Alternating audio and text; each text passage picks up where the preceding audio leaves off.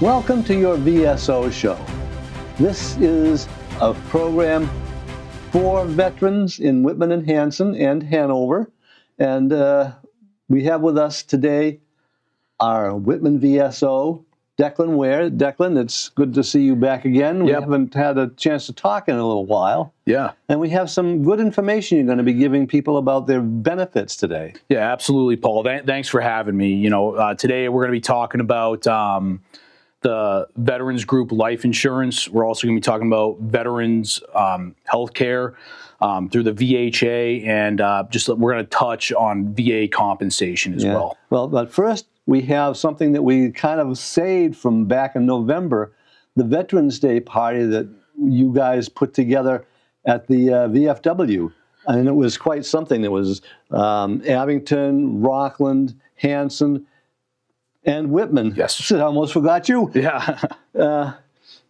And we have some footage of the opening ceremonies, and it was one of those things that, I mean, it sounded like it was going to go over well until they came up with the weather forecast and it started to rain. Yeah. So it started to rain. I think it was a pretty unfortunate, the weather forecast. I think what I will say, though, is I think the bread and butter of that event, it was excellent. And I think it's really where I think Veterans Day needs to go. At the end of the day, we have to be celebrating our veterans on Veterans Day. And I think if we can get all of our veterans together in one spot and everybody can celebrate together in one spot, I think that is the future going forward. It's a camaraderie day at the end of the day. Yeah. It's to celebrate each other's service. And that's really what I love. And I think that's the direction it needs to go. Yeah. Well, it's one of those things where you guys are the guys that served. You need to be celebrated. And you need to be celebrated too, because you're one of them that served as well. Yeah, I'm one of the younger ones, Paul, but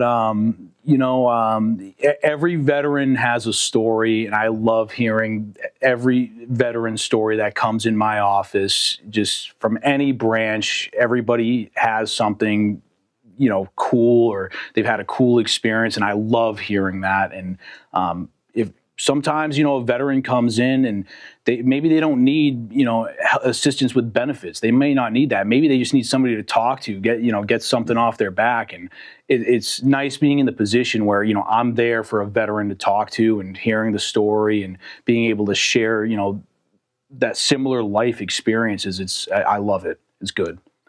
Well, why don't we get on with it right now? We're going to go to the taped part of this program and show you the opening ceremony from the last Veterans Day from in front of the VFW in Whitman.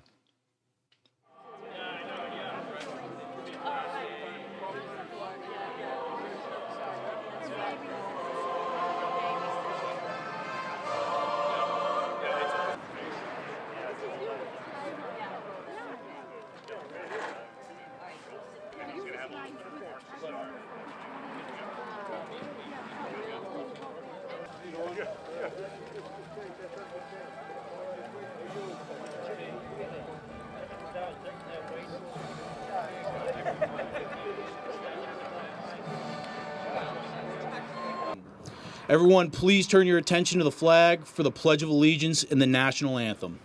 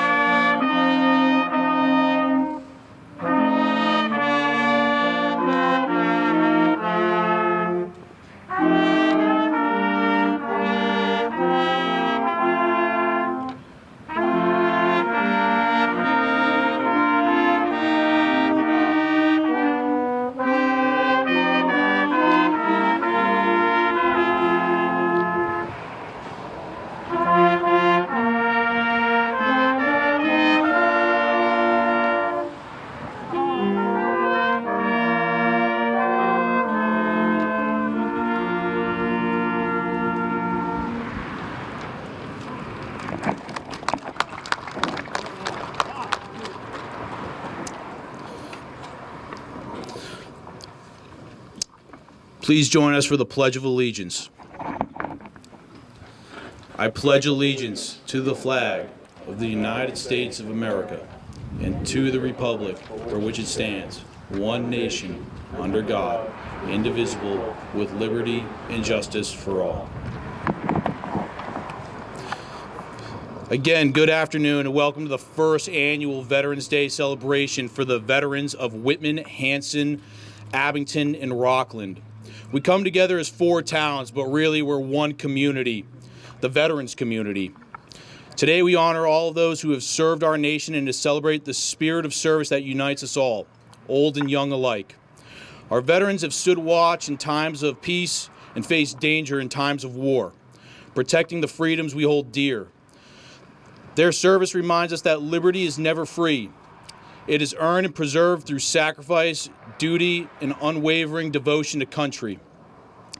This event came about by the joint effort of our local veterans organization and VSOs.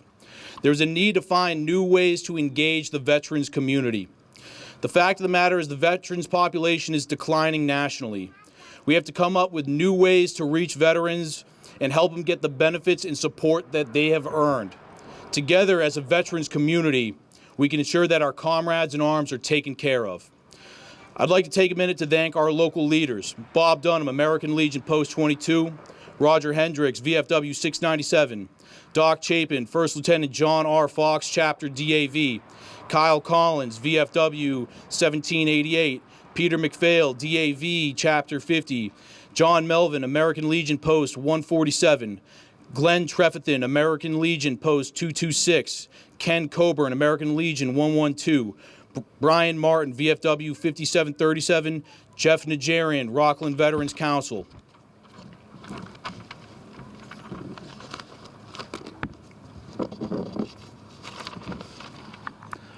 I'd also like to thank Adam Gunn, Tim White, and Thaddeus Nowacki for their contributions to today and the work they put in on a daily basis. I've learned a lot from these gentlemen. I've even asked them, quite a few boneheaded questions at times. Their assistance has indirectly helped the veterans of the town of Whitman. So Adam, Tim, Thaddeus, thank you guys. At this time, I'd like to invite Reverend Dr. Christy Coburn to lead the reflection and invocation.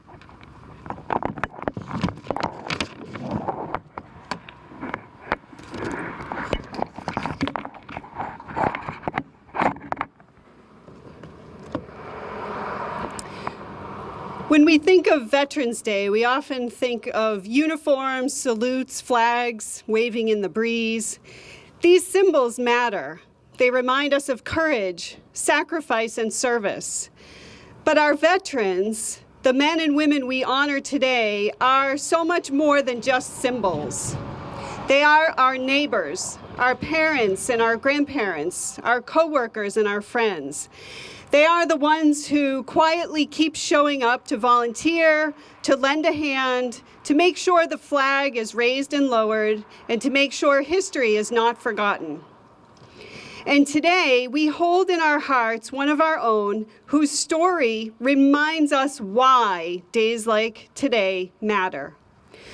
Private Alfred Langevin was born and raised in Weymouth, Massachusetts, in a humble home shaped by hard work, faith, and a deep sense of service.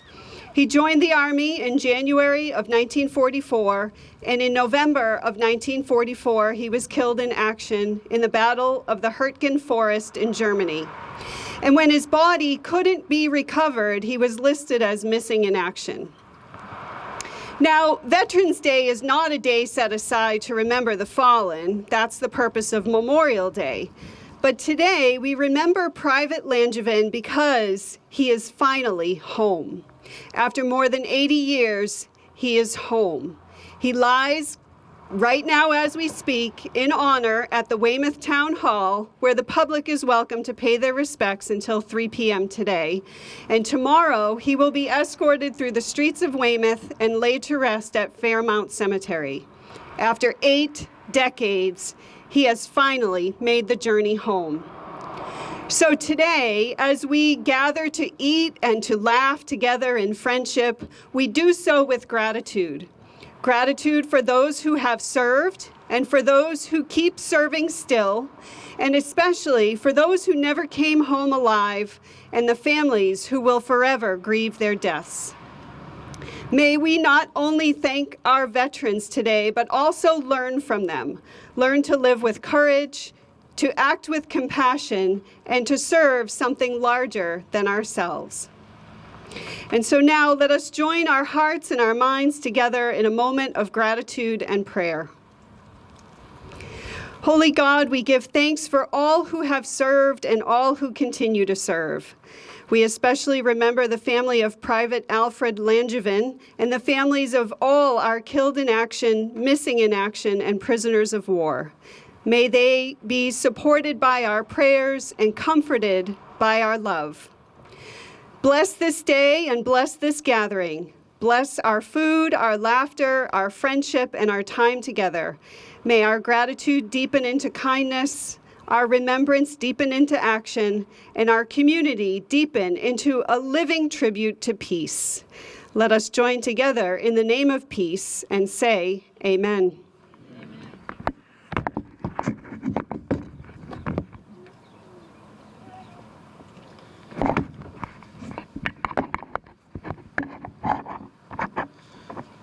Thank you again for joining us today to honor our veterans. Please take the afternoon to enjoy the food and good company. All veterans, please complete a contact card inside. Your local VSOs can use that information to assist you with benefits and other services. And finally, to the veterans of our communities, thank you for your service. Thank you, everyone.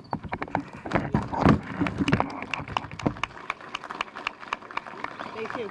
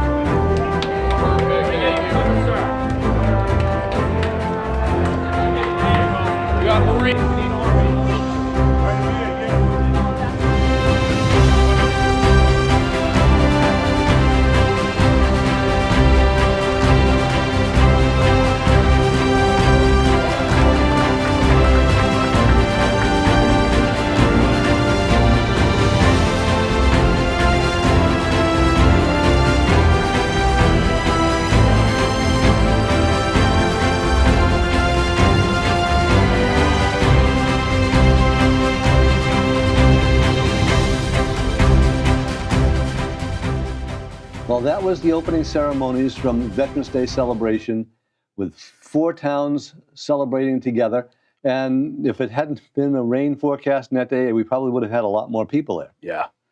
Yeah, absolutely. It was, like I was saying before, I really think the bread and butter, the meat and potatoes of that event, that's really the model, I think, going forward in the future. And the other towns really liked the model of what it was supposed to be.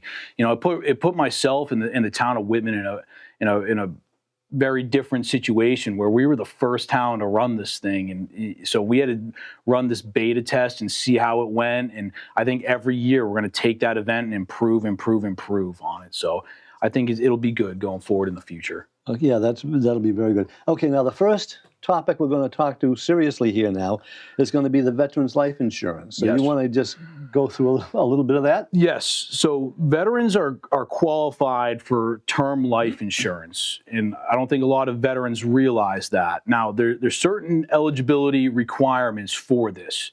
And there's no way I can memorize all of them, so I have a print off right here.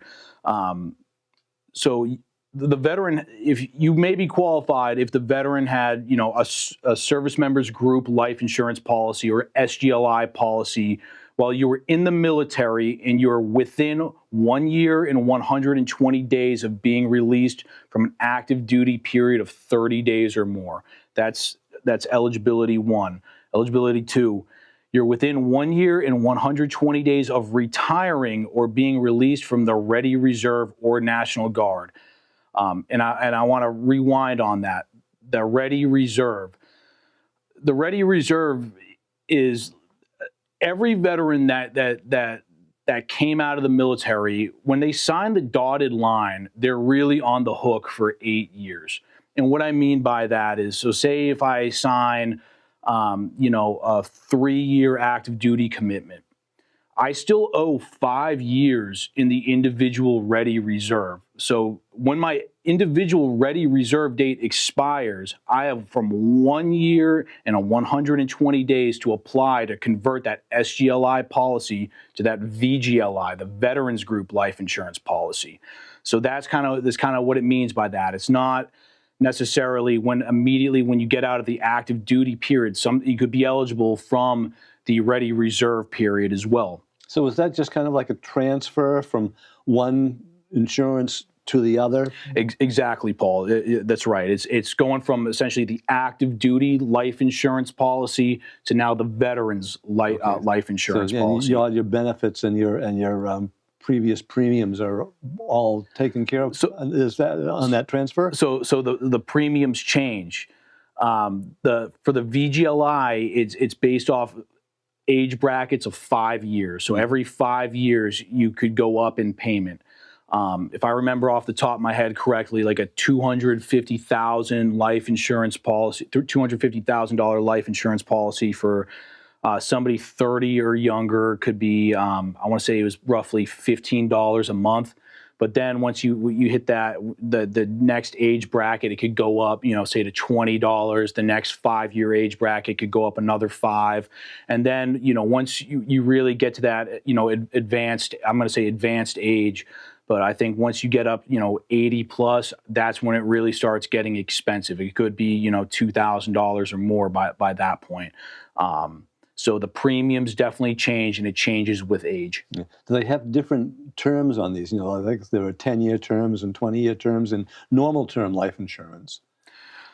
Yeah, so I think that one is, I'm going to have to definitely look into that like a little more. I think as long as you're paying, you could still be qualified under the VGLI. As long as you're paying the premium, you're still qualified. As long as you're still paying into it. It's just the 5 years. It really your premium really creeps up. The older you get, those premiums go up. Especially, I think really when you hit 60, 65 and older, that's really when they start skyrocketing up. I'm not a financial advisor, in any way here, but I think definitely once you cross that, say if you have a $500,000 policy, and let's say if you cross that cap, it may be worth, shutting off the life insurance policy if you have the assets on hand. But again, that is not like financial advice. I'm not a financial advisor in any way. But it may be something to think about terminating maybe later on in life if you have the assets. So it's just something to think about. Okay. Is there anything more we need to learn about that? Again, if you have any questions on eligibility, you could just go on va.gov, look up Veterans Group Life Insurance. You could really sort out, find out if you're eligible for the policy, and anything like that. The va.gov is excellent. You get all your answers straight off of there. So I highly recommend everybody do your own research, do your own due diligence, look on va.gov, and you get all your answers right there. Yeah. And now we can switch from life insurance to veterans health care insurance. Yes. So I will not say every veteran, but what I will say is most veterans could be qualified for VA healthcare through the VHA, Veterans Healthcare Administration. The VHA, they provide excellent health care. Our local medical facility is located right here in Brockton. If we could put up on the screen, the enrollment application is called the 1010EZ. Okay, that happens to be this document right here, and we'll run that on screen so that you can see what the form says. And as Declan goes through it, we'll try and keep up with it. Yeah, so the 1010 Easy is the application for the veterans health care through the VHA. Now, when you're, say if you're accepted and you're enrolled in veterans health care, you're going to be sorted into one of 8 priority groups. Now, the priority groups, there is all sorts of different criteria for every single priority group. But what I will say is, if you have a service-connected disability, it could be even of 0%, you could easily be qualified for one of the higher priority groups in under veterans health care. Now, if you have a VA disability of 50% or greater, if your combined rating is 50 or greater, now we're talking, we could be in the range of free prescriptions through the VA, zero copays. And what a lot of people don't know is the VA over in Brockton, they even have an urgent care in there. And so you can go for little to no cost 3 times a year for little to no cost, and then every subsequent visit to urgent care, you may take on a small copay. The urgent care located in Brockton, that's for like life-threatening emergencies. So you slice your finger or something like that, you need stitches, you can go into urgent care, get you stitched up. But what I will say is, if it is a life-threatening emergency, go to the local emergency room. The VA will, not the VA, the local hospitals will take care of you out of the emergency room if it is life-threatening. But for any urgent care stuff like that, you definitely need to go to Brockton and check that out. It's kind of like the urgent cares you see in some of the malls these days, right? Yeah. You go in, and I've been myself, and they got nurses and doctors on staff in there. You go right in. I've received great care right out of the VA urgent care. It's fantastic. Mm-hmm. Okay, so that's this form to sign up for it. It's a 1010 Easy. And now the next thing we have to talk about is some of the claims information that you need to get out to people, because that's important stuff too. Yes. I just want to put it out there to anyone thinking about filing a VA disability claim for compensation. The documents you're going to bring to your VSO, it could be me, it could be any other VSO in Massachusetts. You will take in your DD-214, your discharge documentation. You're also going to bring in just a check, and we're going to write void across it, because we have to scan that in to confirm, direct payment information, so the VA can confirm it. As long as you take those 2 documents with you at a bare minimum, we can get the claims process going. I highly, highly recommend you also take in any doctor's notes, maybe it's excerpts from your official military personnel file, because that could really aid in developing the claim. The form that we're first going to use is the 526 EZ. And again, I have a copy of that right here. We're going to put it up on the screen so you can see it, so that you'll know kind of what kind of things they're looking for, the information that are on this form. What I will say about the 526 EZ is, really there's two main ways that we're going to be filing a claim. Is through 2 different programs. The first program, at least to me, is the preferred program. It's called the FDC program. And the FDC program stands for the Fully Developed Claim Program. And all that means is we are going to try to provide everything the VBA, Veterans Benefits Administration, needs to develop that claim and get that claim either approved or hopefully approved. It could be denied, but we're going to try to provide everything. That means health records, excerpts from their military personnel file. We're going to provide everything to hopefully grant that claim. And usually the more information you have to give them, the better off you'll be. Yeah, correct. So the more we can provide, it's going to end up better, because if we just go in and we just submit that 526, among some other documents. What could happen is once the VBA receives the claim, they're going to enter it into development on their own end. So they're going to start requesting files from the DoD on their end. It could be from military records out from the National Archives. They're going to start developing it on their end.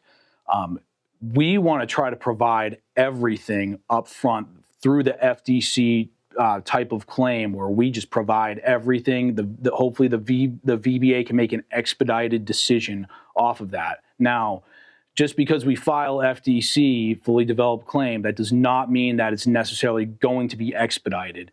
But if we can provide everything, it might be able to move through the system a little easier through the development process. Yeah, so the more complete your information is, the easier it is for the people who are reading them to see whether, what kind of compensation you really need. Correct. So yeah, if we can provide everything up front, I'm not saying we have a higher chance of approval, but what we are doing is we're going to be able to really provide everything I think we really need to get this thing granted. And that's the important thing, because if it's up to me, if it's my claim, if it's somebody else I'm taking care of, I don't want to let the VBA develop this thing. I want to develop this thing as much as I can on my end, and then give it to VBA. Okay. Do you want to go over any particular section of the form here? Or? Oh, I just also wanted to touch real quick, Paul. The second type here is just like the standard claim process. That's I almost forgot it. It's the standard claim. The standard claim, can we send in all the other documents? Yes, but if we're selecting standard claim process, we're really letting the VBA develop the claim on their end, because at the end of the day, the Veterans Benefits Administration, they have a duty to assist the veteran in developing their claim. So when the veteran sends in the claim, the VBA has to do everything they can to assist the veteran in gathering records. And that could be from their official military personnel file. That could be medical records from the VA through the VHA side. But we're really, if we're doing standard claim, we're really letting the VBA kind of take care of the development piece. So I try to avoid a standard claim. That's just me. I like doing fully developed claim. I try to provide VBA everything we possibly can up front. And that's really what I recommend all my veterans to do.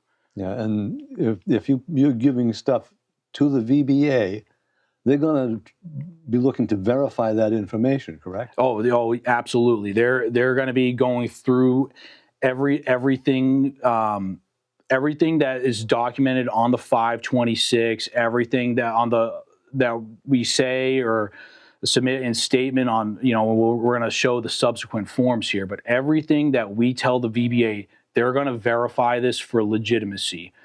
And once we submit this claim, or any claim, there's a very, very high likelihood that the VBA will be contacting the veteran really two ways. They're gonna contact the veteran via mail, and then they're also more likely than not going to call the veteran. And what they're going to do is they're contacting the veteran to schedule. It's called a compensation and pension exam. And so when the veteran gets these development letters saying, hey, you need to attend a compensation and pension exam, all that means is the VBA needs to learn more about the veteran's claimed condition.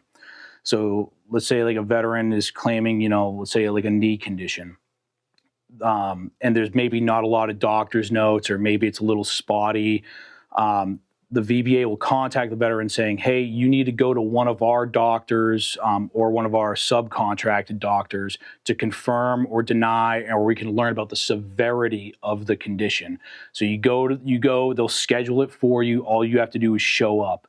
And then from there, those VBA doctors, it could be through the VHA, sometimes it could be through a subcontractor. They're gonna pretty much talk about the condition. They're gonna take their notes, talk about the condition, talk about the severity of the condition, and then that doctor will send that document to the VBA, and where it will be developed further with your claim. So the VBA does everything they can to verify legitimacy of claims.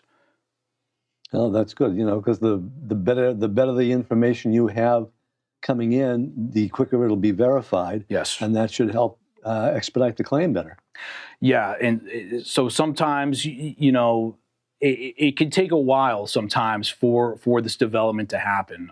Once we submit a claim, the VBA could reach out for a CMP or a comp and pen exam, which I was just talking about, but it could be scheduled, 30 days from now. So it could take a while sometimes to get into those appointments. But really, once your comp and pen exams are complete, from there, the real development happens where once they gathered all the evidence, it'll get in front of your claim will be put in front of a rater. They'll determine service connected or not. The severity of the condition, and they'll assign a rating to it, and then from there, the veteran will get their overall combined rating, and that will really determine greater benefits as far as like state benefits, and that's where you see veterans getting the 10, 20, 30, 40% ratings, because all these conditions get combined together in a combined rating. Okay. Now, pardon me. Where do we want to go next from the compensation claim? So the next document that we're going to be looking at is the 4138. 4130. Okay. Yep. That's this one. Yep. And the 4138 is very important because it allows the veteran to tell their side of the story. That's why there's that great big open space. And there's a big great open space on there where the veteran has the opportunity to tell the VBA their side of the events. And really, like the important thing that a veteran can capture on there is they can talk about, they were diagnosed with this condition by doctor so and so. The condition began by this event in service, or I believe that this event in service caused this injury, or contributed to the greater injury.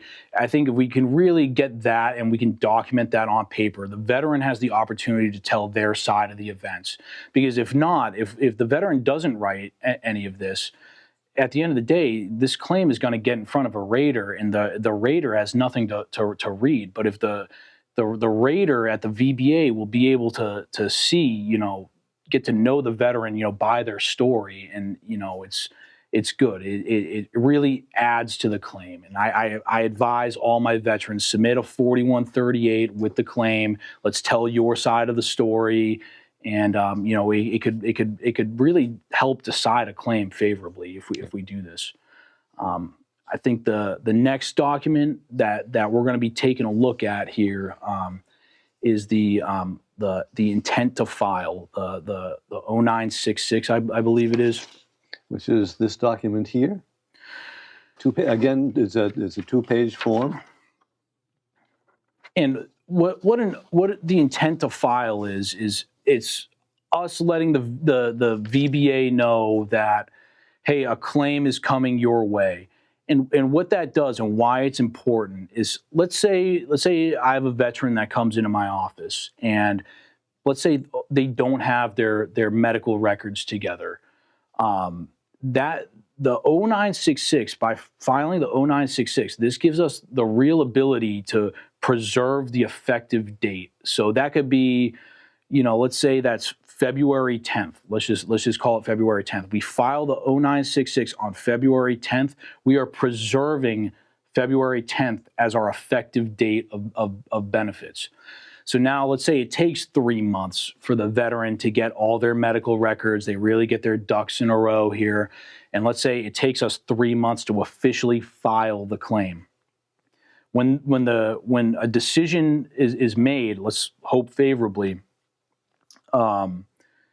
we are preserving February 10th as the effective date. So the veteran could be entitled to back pay all the way back to February 10th. Right.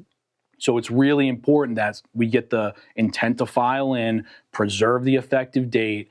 We do an FDC claim.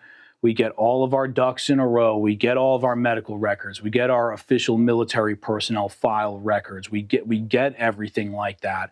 We send a good claim to the VBA, and then hopefully we get a grant here, and then we'll be back paid all the way to February 10th as the effective date. So this is essentially just holding your place in line. Exactly. That's how you have to think of it. I mean, you're always hearing about no cuts in line. Well, this is preserving that for you so that you get in, when you get in the line, you stay there even though you don't actually physically stay there. Yeah, exactly. You're not physically in line, but we're preserving our date in line. So when we are ready to go and we do submit the claim, and it hopefully favorably, we're going to be backdate. All of our benefits will be retroactive to that date, and it's very important we do that. So it's a great tool that we use, and it's a great document. So I highly recommend. If we're not ready right away to file today, all right, well, let's get this in the system, and then we'll revisit a few weeks from now. Right. And then I think we have one more document I think we're going to take a look at today. 781. Yep, it's going to be the 0781. And this is a statement in support of a claimed mental health disorder. And a lot of veterans miss this document if they decide to file on their own. Let's say we have a veteran that served in Afghanistan in the 2000s. Let's say they have a combat infantry badge on their records. They're obviously suffering from PTSD, and they want to file on their own. It is very, very important that we submit a 0781 as part of the claim, because it's going to be able to, the veteran is going to be able to tell the VBA what my stressor in service was, and it's going to be verified. And what I mean by that is, we're going to say on the 781 for the Afghanistan veteran example. My claim stressor was combat Afghanistan 2007, and then we're going to put the date on there and the claim stressor. We're gonna record all that. We get put a little remarks in there as well, but the VBA is going to verify what we say off of what's in our official military personnel file. So if I have a combat infantry badge, on my DD-214 in my OMPF, they're going to verify the statement that I give them versus my other records. And so it's very important that the veterans document, in service, what my in-service stressor was. And it really aids in any sort of mental health disorder claim stressors in service. And there's multiple options in there. Military sexual trauma is one of them. Non-sexual trauma is the other one. Other traumatic events, it's all in there. But we have the opportunity to really put on that form of what our traumatic event was, and we can document all of that, and then we can submit that. It's our statement of what caused our mental health disorder, and we can give that to the VBA. It's very important. Yeah. Well, just being in a combat situation is going to be kind of stressful anyway. Yes. And all these other things that come in and at various times are only going to increase the amount of stress that a person is feeling. Yeah, and so, and the thing is I feel as though a lot of veterans don't really notice these things while they're in service. They notice it when they get home. And it's kind of our duty as VSOs when we have these veterans come home. Sometimes they just need somebody to talk to. Yeah, when you're in combat, it's like the norm because everybody's feeling it. Yeah. And when you get home, and other people aren't stressed out all the time, that's a whole different story. Yes. Yeah. So, I highly, highly recommend for any veteran, if you're thinking about filing a claim to the VBA for disability compensation, sit down with your VSO and they will assist you in developing the claim for free. They will not go and they will not charge you. That's the great thing, what this state does. In the state of Massachusetts, all the VSOs, we all work for the veteran. We don't charge the veteran anything. We're a complete free resource for the veteran. I highly encourage they sit down and they consult with their VSO. Yeah. And that's exactly what needs to happen. The VSO has an office in Whitman in the town hall, in Hanson in the town hall, and also in the, is it in Hanover? Is that in the town hall too? In Hanover, Terrence is at the Council on Aging, yes, okay. and the COA. Yes. There are those that have their offices there too. Yeah. Terrence is at the COA, but I know he's going to be bouncing back and forth, to Hanson. Terrence O'Keefe, he's a great VSO.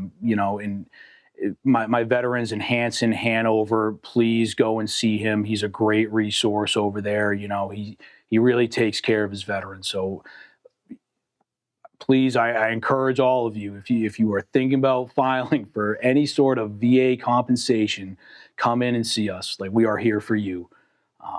So I think that's all I got, Paul. Yeah. Well, thank you, Declan. And I just want to reinforce what Declan just says. If you need help, you've got a VSO, a Veteran Services Officer, and he's here to help you. So if you need help, he's the guy to see.